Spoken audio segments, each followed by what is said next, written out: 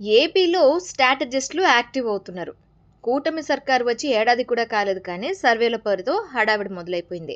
మొత్తం 175 మంది ఎమ్మెల్యేలు సుమారు 75% మంది అవినీతితో కూరుకుపోయారని, ప్రభుత్వంపై వ్యతిరేకత ఉందని ఆధారాలతో సహా చెప్పనున్నట్లు వార్తలు వస్తున్నాయి. అయితే వాస్తవానికి కొంతమంది ఎమ్మెల్యేలు అవినీతికి పాల్పడిన మాట నిజం, కానీ అది ప్రభుత్వం మొత్తంపై వ్యతిరేకత కలిగించే స్థాయిలో అయితే లేదు.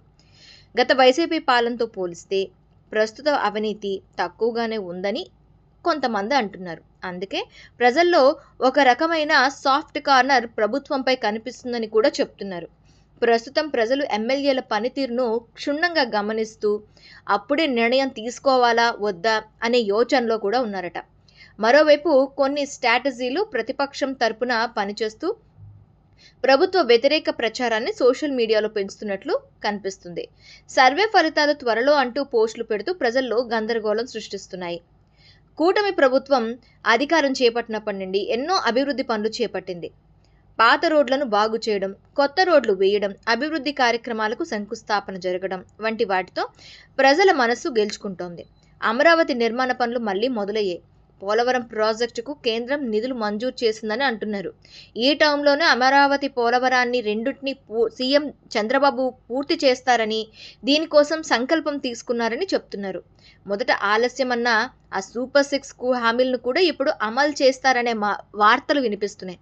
ప్రజల్లో ప్రభుత్వంపై సంతృప్తి కనిపిస్తున్నప్పటికీ ఎక్కడో కొంత గందరగోళం అయితే ఉంది. కానీ కొంతమంది స్ట్రాటజిస్టులు వ్యతిరేకంగా పనిచేస్తూ గతంలో వైసీపీకి వ్యతిరేకంగా పంచిన స్ట్రాటజీలను తీసుకొని ఇప్పుడు ప్రభుత్వానికి వ్యతిరేకంగా సర్వేలు చేస్తున్నట్టు సమాచారం. అంటే అప్పటి ప్రభుత్వంపై ఇలాగే ఈ రకమైన స్ట్రాటజీలనే ఉపయోగించారనేది కూడా మనం గమనించాలి. ప్రస్తుతం వార్తాపత్రికలు కానీ కొన్ని మీడియా ఛానల్స్ కానీ ఎమ్మెల్యేల అవినీతి గురించి కథనాలు ప్రచురించాయి. కానీ కొంతమంది తప్పు చేస్తే అందరినీ అలానే చూడలేం కదా.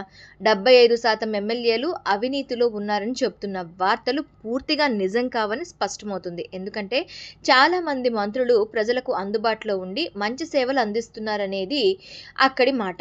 ఇక డిప్యూటీ సీఎం పవన్ గిరిజన ప్రాంతాల్లో వెలుగులు నింపుతున్నారని అందరూ అంటున్నారు.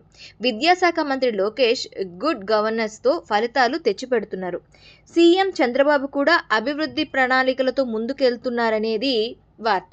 అయితే కేంద్రం సహకారం పొందడంలో ఏపీ ముందుంది అనే యోచనలో ఉన్నారు.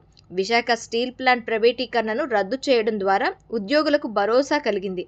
ఇలాంటి అనేక మంచి కార్యక్రమాలతో ప్రభుత్వం ముందుకు సాగుతుంది. ఇంకా ఈ సర్వేల్లో ఎలాంటి స్ట్రాటజీలు ఉంటాయో వేచి చూద్దాం.